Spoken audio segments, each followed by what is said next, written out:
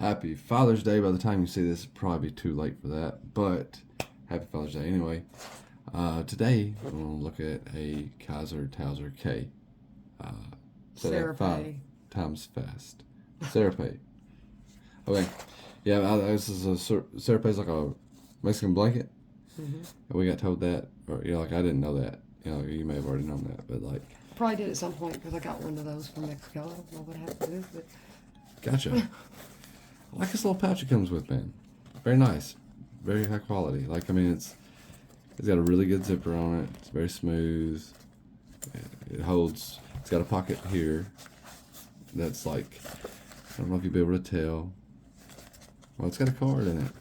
I thought that was like, okay, thank you for your purchase.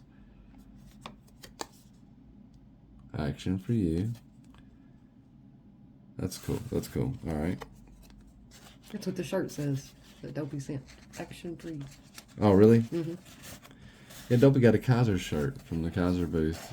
All they had left was mediums, and he gave it to Courtney. That's pretty cool. All right, so this is the knife, man. This is the Towser K. And, yeah, the Serape was a special edition. I guess probably still is a special edition that, just got a different kind of G10 scale. Is it G10? Yeah, G10. Yes. Okay, all right, cool. And lots of colors. Personally, not like the one I'd choose, because I just like more plain Jane type stuff. I'm gonna wipe this blade off for a second. But it looks really good. Like it's different, right? I Yeah. mean, if you get sick of the same old, You pull it out. It'll be noticed. yeah, it's something to talk about. It's got wonderful action. There's like nothing. Look, you see that? Like, it just falls on your finger effortlessly, and then you can just Tilt it back. so you just push that liner lock, and it just wants to fall on you. The blade centering is perfect. Something I've noticed about Kizer, that I understand like they're not I think on the popularity spectrum, people have put them further down the list than we and maybe even Civivi. I don't know, but I remember like Best Tech and Artisan Cutlery come out. It just keeps on people just push Kizer further down the list. One thing I can say about Kizer is everything that I've handled from them has seemed to be made with pride, and it's that's something that I can get on board with. It's got an adjustable pocket clip. It's an adjustable pocket clip. Like you can't tell too much from this side. We look at this pocket clip, you'll see it's got the recessed screws, which is something that's like almost like a home run territory for just about every Kizer you pick up. It's got a flow-through design, all that stuff. But we flip it over to check out the other side, and you got 3 screw holes. So it only takes 2 screws, but you can move. You can come up higher or lower. You can go a little lower if you want to. This type of stuff right here is elemental, to everyday carry. Yeah, man. I mean, you might not want your knife all the way in your pocket. You might need your knife all the way in the pocket. As little as it's gonna matter, it matters. It's not something you see on every knife. It's not an option. That's innovation that they didn't have to put in there. It's extra, and I appreciate it. I really do. The Towser K in my hand, it fits like a glove. There's just no complaints from me, man. The steel is 154 cm. I can appreciate that. And they call it a cleaver style blade. Okay, cleaver style. I would have probably called it a sheep's foot or something like that. But yeah, man. It's an Azo design. Azo's a designer. I think he's pretty much an in-house designer with Kizer at this point. I know he did the bag letter. He's done quite a few of them. Yeah. And I guess we can talk about some size comparisons, man. But I like this knife. I do. And I'm not it's right at an 8-inch knife, which is a little bit bigger than a lot of the Kizers. Man. It's 8 inches. Yeah. They've got it listed as 7.97, but yeah. Yeah, well. Just like 8 I don't know inches. if you guys see these marks here, but like I'll line that right there. So 1, 2, 3, 4, 5, 6, 7, 8, and yeah. I'll probably get some stuff that's in the background in the scene. But yeah, it's 7.9 inches. It's 8 inches to me. That's an 8-inch knife. Yeah. Half an inch thickness. Have you handled it? Handle it.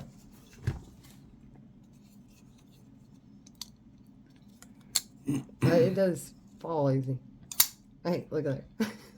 Yeah, you shouldn't really have to muscle that one too much. Well, I wasn't. Yeah, I don't have to. It was over here from the side angle, so. What? All right, yeah, I failed it. That's on me. Damn it, what am I doing? There we go. I think you just get nervous. Like in practice, when she whips a knife out to use it in the wild, like, it just opens right up. Yeah, I think there's a little bit of camera. Yeah. Something other going on there. So like you can definitely tell that Dopey uses this knife, and I don't blame him. Like the pocket clip's nice and scratched up, and he's got his own patina thing going on with it. And it doesn't look forced. Like this is something that he's carried.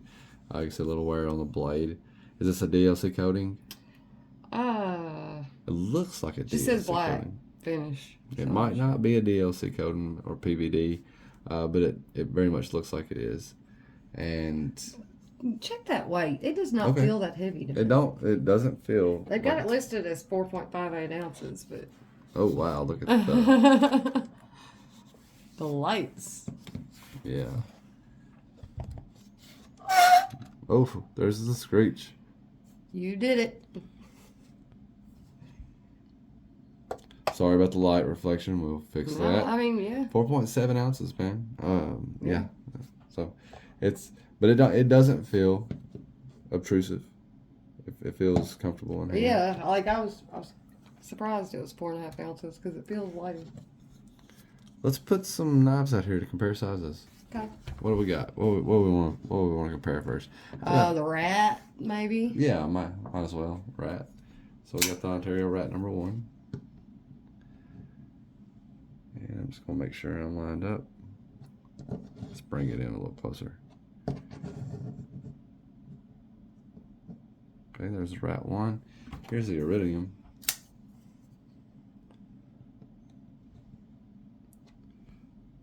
So roughly about the same length as the Iridium, just maybe a little bit longer.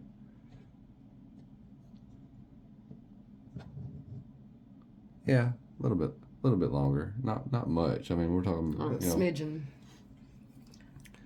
Oh, some Kizer Brethren. It's an extra mini Paragon. Let's do it up. If you are watching this will be going into the mail for you, like tomorrow. Yeah, we'll get this in the mail for you tomorrow. Oh well, no, not tomorrow. No, Juneteenth tomorrow. That's right. It'll be Tuesday. All right, so that's the mini Paragon, extra mini Paragon. By the way, I talked to White Mountain Knives, and they said that they would get a head count on the likes from the previous week, because I told them to give me one more week, try to spread the word. They told me they would. See what kind of interest we get on the extra large Paragon, and I haven't heard anything back from them yet. That's just where we're staying. How about the Wee Roxy?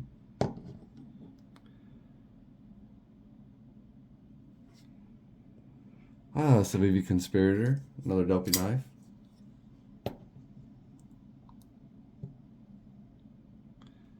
It's gonna be right there in that more mass appealing size range, and that's fine. Most people don't have a problem with this size range. Chavez just a little longer, longer, not much.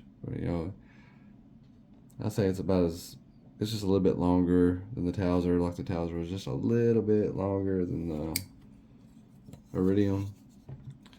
They always leave a good amount to get your thumb in, like to get that to the liners. No problems getting that thing like pushed either. You know, right? Like it's locked up enough. Of course we haven't beat the spine of it or anything, so I won't say it can't fail or anything, but it's locked up enough. But it's hard to say. We're struggling. We're struggling. Yeah, well, everything's black, so it's gonna be rough. But open that back up. But let's do it. I got a little pile over here. Let's do that. Got the sawtooth back from Dopey. Check it out next to it. Very similar in size. How about another beefy knife? Just dwarfs the little thing. I can't believe how close this the sawtooth and the sheepdog are in size. They're pretty similar. I mean, we got a little over 1/2 inch of difference here, but I mean, that's really similar in size. Width and everything. I have a video coming up on that one pretty quickly. It's a very satisfying knife to fidget with as well. It's not, there's, oh my God, it's nice. I really wish I'd have picked up that frame lock version at Kizer, but at the Kizer booth. Regardless, man, it's just another, in the sea of quality knives coming in your budget spectrum, how much does this knife run? All right. You can get it at Blade HQ for $79 right now. MSRP is $130. Their sale price is $79. Okay. There's the Dirk Pinkerton Escort, and we're falling just a little short.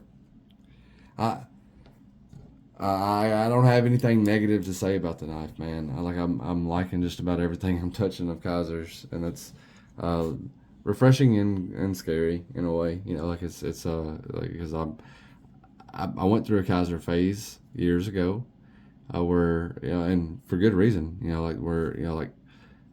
I guess as a collector, I just felt like I was like, okay, I'm gonna outgrow this stage. I'm gonna get stuff that's more heirloom, and we are working at on that. Yeah. But these are satisfying, like in the moment type thing. There's something to be said about being able to have 10 of these types of knives, for every direware that you can add to your collection. But there's also something to be said about every direware that you can add to your collection. That if somebody was to offer me 10, of these knives for direware, I would respectfully decline, because these aren't so easy to get. Right. Yeah. It's not about the money as much as it's about the availability. Right. So it's just this family of knives are on every retailer's site. They're for the time being, right. And they'll get rid of them all of a sudden at some point, and then it's so the whole FOMO thing. It's like, man, I should have grabbed one while they were out, and now they're not, because they between Kizer, Civivi, Artisan Cutlery, Best Tech, you're gonna have 250 to 300 models that are in rotation every single year. You'll probably it would take all, and I'm mentioning those just because those companies come out with a lot of different models every year. We hear it every year about how Spyderco and Benchmade don't come out with enough stuff, And we also hear it every year about how these come out with too much. Yeah, and it's like, man, what is the deal? Like, how do they do it? Well, they do it because this is a high profit margin. Even though they're budget knives, their wages are lower, and they're able to make enough money to make those like to run these knives, sell push out thousands of them, sell thousands of them really quick because the price is on point, the quality's on point, the reputation's on point. And then they move on to the next thing, where, Spyderco may have 50 more thousand PM2 blades already printed up, and they can't afford to switch over the machinery and they can't afford to stop making it because people are still buying it. Type of thing. I don't know. We may do a video on our thoughts about that type of stuff. But anyway, Towser K, just another home run from Kizer. I mean, the ergonomics I couldn't speak enough of. It's got jimping. Not incredibly crazy about the jimping on this knife. I didn't even pay attention on that. It's there. Yeah, it just doesn't really exist. It's not the real good small jimping. Very thin blade stock. Does it say anything on your phone? Because I've taken the calipers out of the room. No, they're right there. Oh, they are here. Okay. But I do have it. Well, don't worry about it. Don't worry about that. We'll just measure it.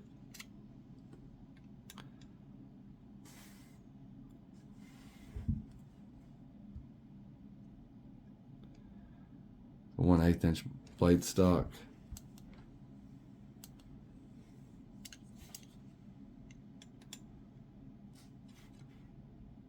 Just 0.13. And that's what they got. That's nuts, here, man. I really would have thought that would have been thinner. It just feels thinner, like my fingers. Right. I would have thought that would have been a thinner blade stock. But I mean, I think this is what's happening to me as I'm dealing with more like 3/16 quarter-inch blade stocks. Everything seems thinner. Okay, man, this is a 17-minute video. How about that? All right, watch a third of this video. Get us some hours up. Thanks for watching. Any final thoughts? No. We'll catch you on the flip side.